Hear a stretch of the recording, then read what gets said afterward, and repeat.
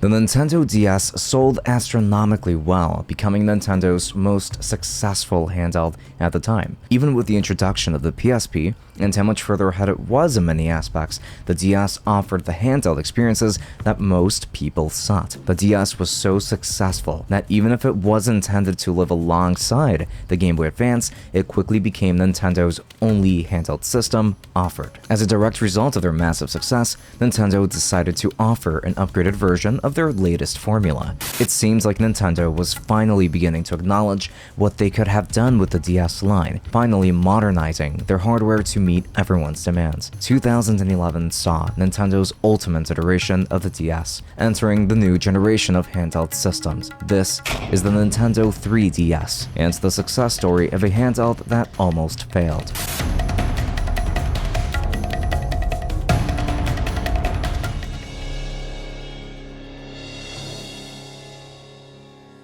During the 7th generation console race, Nintendo saw one of its most successful runs with the Wii, which absolutely dominated in home console sales, and the DS, which was on a whole league of its own. The Wii sold about 100 million units, outselling every console they had released to date, and even toppling Sony's PlayStation 3 and Microsoft's Xbox 360. But the DS was an entirely different beast, selling an overwhelming 154 million units before it was finally discontinued. The DS was an awesome idea when it came out, but it did overstay its welcome towards the end of the generation, with the last model just being a larger version of the one that came before it, the DSi XL. This was definitely not the next generation leap that people were hoping for, and at this point, many gamers were burnt out from the same formula and simply incremental updates. Nintendo already knew that they wanted the successor to the DS to play games in 3D, not just displaying 3D sprites, but that the sprites themselves actually pop out of the screen. Essentially, they wanted that same movie theater experience with 3D glasses, but within the palm of your hands and no glasses at all. By this point, Nintendo already had a long history of wanting to implement 3D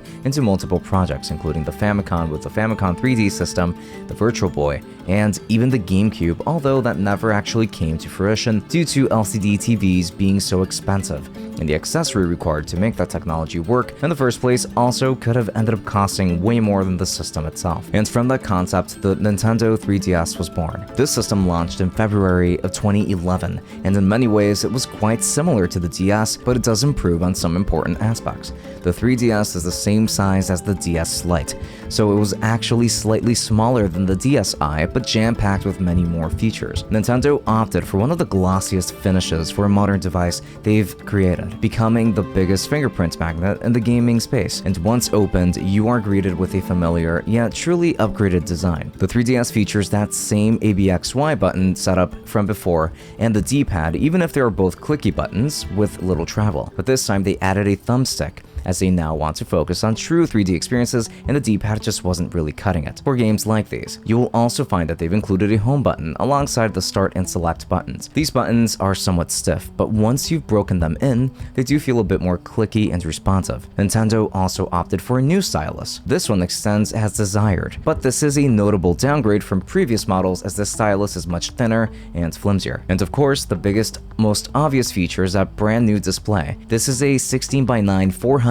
by 240p resolution display. This may seem like it's pretty low res because it is, but it looks surprisingly good and it gets very bright. This brightness factor was necessary because it was required to power this very special display. As mentioned, this was the generation where Nintendo moved forward with a 3D display. This screen produces that 3D effect through stereoscopic vision, where the screen creates two separate images at slightly different angles that overlap. The 3DS shoots out two different kinds of lights that go to the right and the left eye, and overlap appropriately when you're staring at your screen from the correct spot. This is possible through the parallax barrier that allows that effect to work without glasses, but it requires you to stare at your display from dead center. This is truly impressive and something that only Nintendo would have tried to execute on. This 3D effect can be used at will by using the 3D slider. The further up you slide, the more aggressive the 3D effect, and your device will always let you know when it's available by lighting up the 3D text. Then the bottom display is a 240p screen as well, but just as before, this is a touchscreen. The 3DS came with lots of other features such as Street Pass for obtaining game data from others who have a 3DS, built-in Wi-Fi, a themes library, a headphone jack, and the ability to work with SD cards for storing games and other information. The 3DS came with 3 cameras, one in the front and two in the back, and they could be used in different games as well as record video and photos. These are very low resolution, but sufficient for children and other intended effects. The 3DS is a beautiful piece of hardware that has aged incredibly well in terms of its design. The 3DS was exciting and certainly innovative. However, the 3DS launched amid lots of controversy, beginning with the launch price. The 3DS launched at $249, which was a lot for a handheld at this time, and this was the year after people were upset with the $189 price tag of the DSi XL. The 3DS also launched without an eShop, and it was definitely lacking in games at first, with very few new releases, and its launch library mostly consisted of remakes. The battery life for this original unit was also subpar for a handheld, as you could expect about 3 hours of gameplay with the 3D effect on, sometimes even less, and about 6 hours or less with the effect completely off. And this was certainly well below expectations considering that the DSi models have a lot more battery life, at roughly 15 hours. Once its biggest competitor, the PS Vita, launched just 1 year later, many realized that the 3DS was comparatively underpowered for a very similar price tag. Initial sales of the 3DS were far from great, and it was clear that Nintendo was panicking when they slashed the price of the 3DS all the way down to $169. They even offered 23 Virtual Console titles for free to those who purchased an Ambassador system. This was quite the disaster, and they desperately needed to get back in the game. This alone was enough to prove that Nintendo would have a tough time getting the 3DS into gamers' hands, and the Wii U's launch later into 2012 only hurt Nintendo even more. They dug themselves into the worst hole they've ever been in. But can they make it out?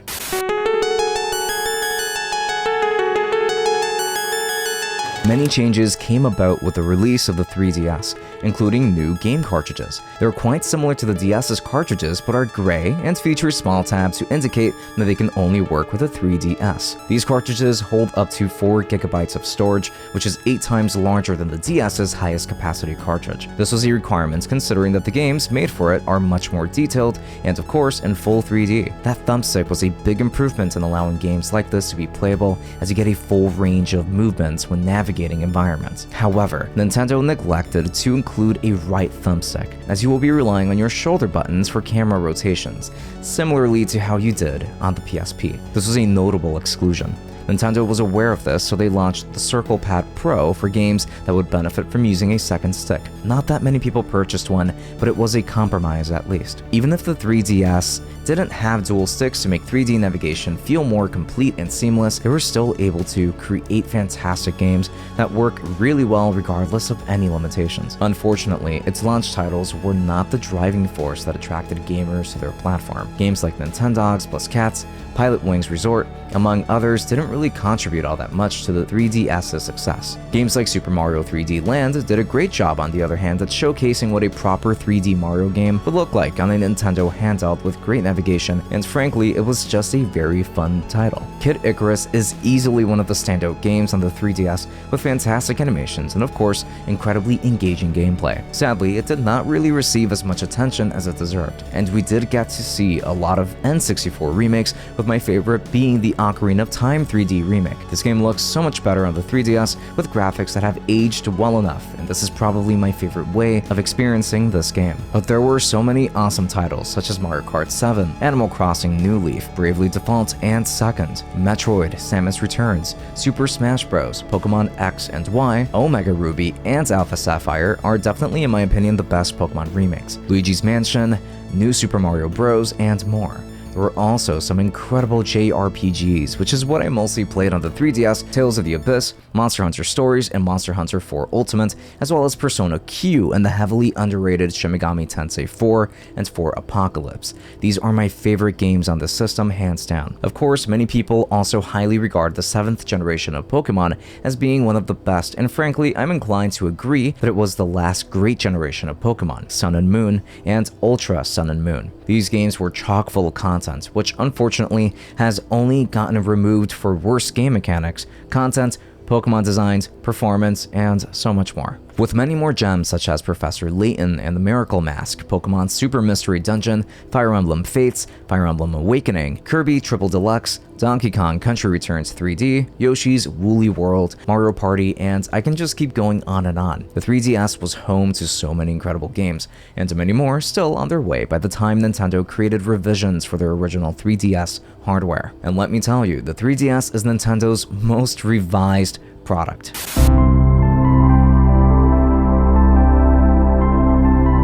Now firstly, some background.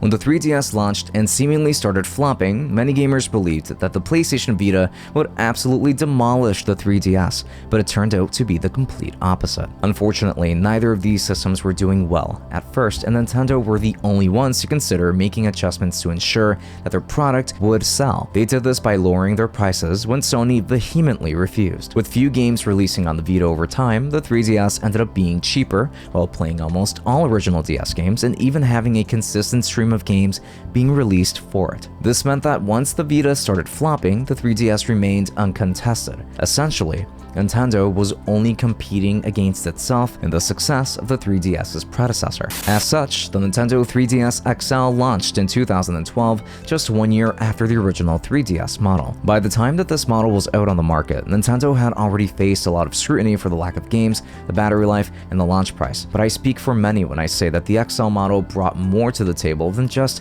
a supersized handheld. The 3DS XL upgraded its plastic finish from this extremely glossy look to a matte finish that looks much better over time since fingerprints are not nearly as visible on this model. This model now has much larger select, home, and start buttons, which are much easier to press. Definitely a big improvement from the originals. Many more improvements came to the rest of the buttons, which now have more travel, but also offer a more satisfying click than before. The shoulder buttons are also more responsive. The headphone jack was moved from the center over to the left, and now you can remove the stylus from the right side just like how it was in the good old days. Also, this stylus is exactly what we wanted.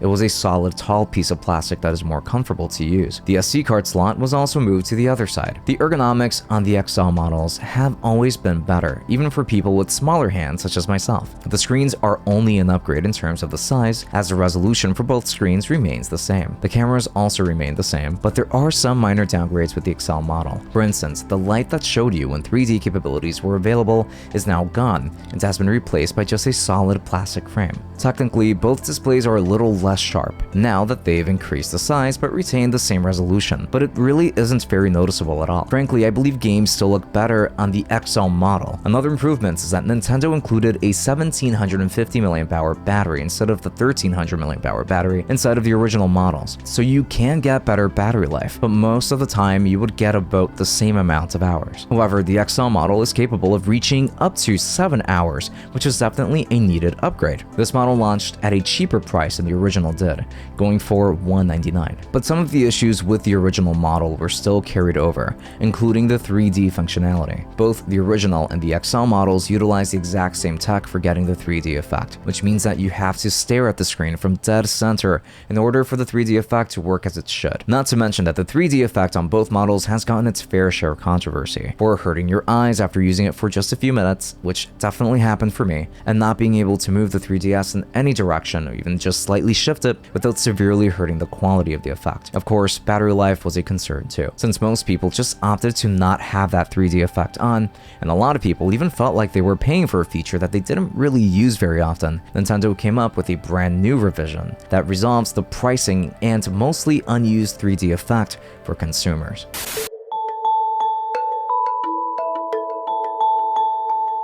The Nintendo 2DS launched in 2013. It was the most dramatic change Nintendo has made to any DS model, period. This model is essentially just a slab of plastic with the buttons rearranged. The thumbstick remains the same in terms of how it feels and its usability, but the face buttons feel a little more mushy, yet have a little more travel, which some did prefer. Same goes for the D-pad, and the start and select buttons feel almost hollow. The home button remains in the same spot. You got many of the same things from previous biggest models including the same resolution displays from the original 3DS model, and the SD card slot, the same cameras on both the front and the back, and the sleep-wake functionality has been put into the Switch since you can no longer close it to put it to sleep. But there were even multiple things about the setup that made certain gamers gravitate to this one. The battery was the same size as the originals, but because it no longer has 3D capabilities, then you weren't really paying for that feature even if battery life was about the same. There's no hinge on this model, which means that it is pretty difficult to break this by mistake, making it more durable, especially for kids. This model also includes one of the best styli that you will find on most 3DS models, resembling that of the DSi XLs, which had the best stylus design in my opinion. There were many that thought that the 2DS was more comfortable than subsequent models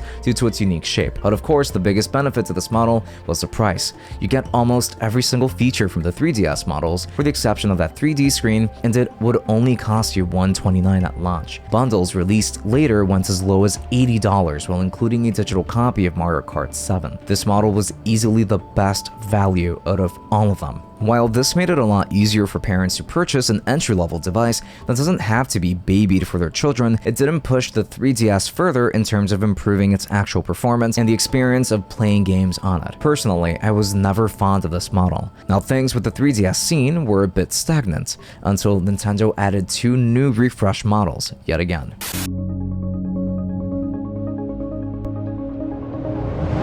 The new Nintendo 3DS and 3DS XL models launched in September of 2015, almost 1 year after Japan got their hands on it, and even 7 months after Europe got access. This was quite a late release for these models, but they came with a few genuinely great features that improved the gaming experience. The new 3DS was the smaller model, resembling the DSi upgrade from the DS Lite, being of about the same length. Here we make a return to a layout that we are all familiar with, but we kept the frankly superior start and select style of buttons from the 2DS, but these feel much better to press. The buttons have been improved, now being more responsive at the cost of travel distance. The home button remains in the bottom center of the touchscreen where it's out of the way. The volume slider was moved to the side of the top screen, which makes it easier to reach, and the 3D functionality has been restored with this model. But the 3D effect on the new 3DS models has been vastly improved thanks to the addition of head tracking to allow the 3DS effect to persist properly, allowing for more viewing angles. We also get a whole new set of buttons, including an additional 2 shoulder buttons labeled ZL and ZR, and even a small nub dubbed the C-Stick. This was Nintendo's attempt at giving these models a built-in secondary stick that was surprisingly responsive, but still merely just a compromise. Other things were shifted around, such as the cartridge slot, the stylus slot, and the power button. But the most regretful change to this model has always been the fact that they hid the micro SD card behind the backplate, which is screwed on. The screens, I believe, have been improved quite a bit here too, since these screens look brighter and have more contrast than before. I believe that the most comfortable model is the standard new 3DS model, as by making it just slightly longer than the original and giving it softer edges, I feel the difference in ergonomics. It feels softer, yet more premium at the same time. The small model even lets you swap out faceplates for others if you'd like. This model actually launched as part of a bundle that includes one of a couple of games, and it launched in limited quantities. This bundle cost about $220 since it includes a game. The new 3DS XL model, on the other hand, is exactly the same as its older counterpart, but it features even softer, rounded edges that make it so comfortable to use. The XL models return to that glossy finish, but these don't attract fingerprints in the same way that the original model did, which allows it to look just as beautiful for much longer. This model has the same button placements as the regular size new 3DS model, but these buttons feel better on the XL model since they have that same responsiveness but have just a little more travel. These buttons feel really good. The stylus isn't really the best, but it is longer and certainly easy to use even if I don't prefer the placement. These screens and the 3D effect for that matter are more enjoyable on the XL model due to it having a larger screen, and it feels more cinematic and even immersive here because of it. This system launched as a standalone device costing about $199. However, the biggest reason why Nintendo released the new 3DS models is actually especially because they wanted to improve the performance with an enhanced CPU. The new 3DS is certainly more powerful than its older counterpart, and it even has games that are exclusive to it since they couldn't run on the older models even if you tried. Some awesome games came as a result, including Xenoblade Chronicles 3D, Minecraft New 3DS Edition, Fire Emblem Warriors, Hyrule Warriors, among others, which are honestly really great games on the system. This also allowed performance in some games to be more stable. Just using either one of these models, you would notice that they felt snappier and certainly improved. These models are the ultimate iterations of the 3DS, as even though they came with improvements, battery life did not really suffer and remained roughly the same as before. By this time, the 3DS had a lot of really good games available, and the new 3DS only improved on those experiences while opening the door to even more. But Nintendo still wasn't done revising the 3DS, even after the successor had already launched.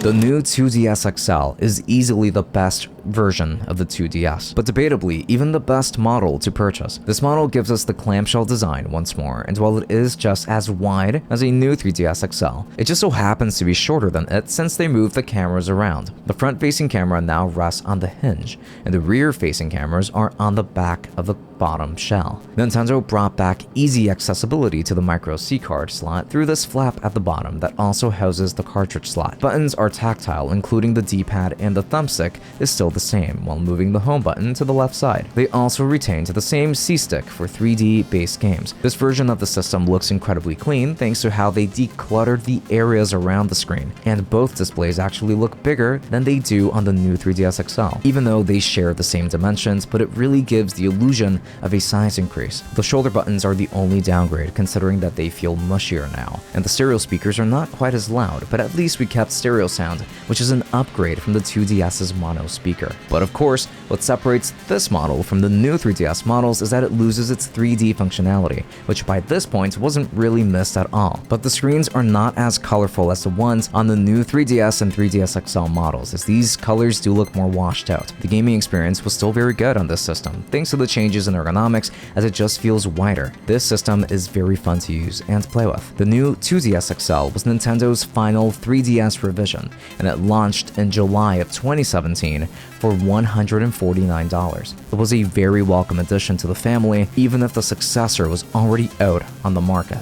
The 3DS started off as a disaster, which greatly affected Nintendo's handheld division, but the fact that the Wii U just 1 year later became a nigh instant failure caused Nintendo as a name to become tainted. But because of Nintendo's quick action to remedy things with the 3DS and to working closely with their developers to ensure that they would always get incredible games, the 3DS has one of the best success stories in gaming. The introduction of the new 2DS XL was supposed to clarify to us the fact that Nintendo still intended to support the 3DS for much longer, but this was unfortunately a big fat lie.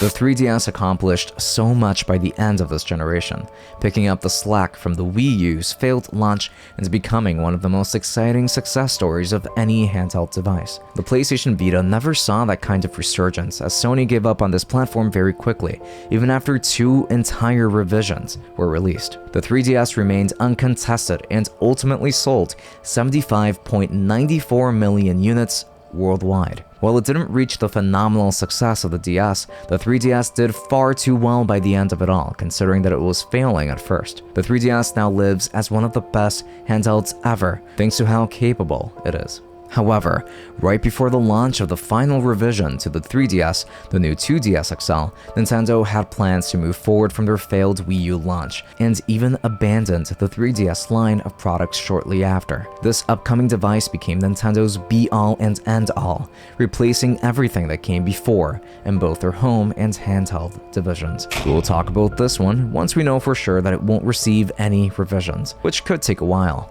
So subscribe so that you don't miss that mini documentary when it comes out. In the meantime, feel free to watch my mini documentaries on most handhelds that came out before this one through my playlist below, and even explore Nintendo's history across different home consoles. Now, thank you so much for watching. Leave your suggestions in the comments for future bite-sized documentaries. And until next time.